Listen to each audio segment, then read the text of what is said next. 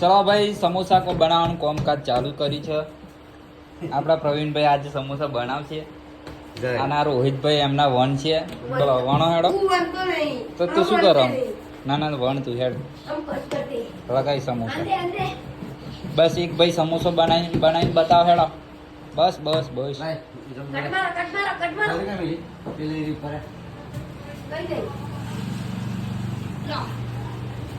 तुम्हारे यहाँ पे उगले तक मुझे चोरी राजो इतने कल अबे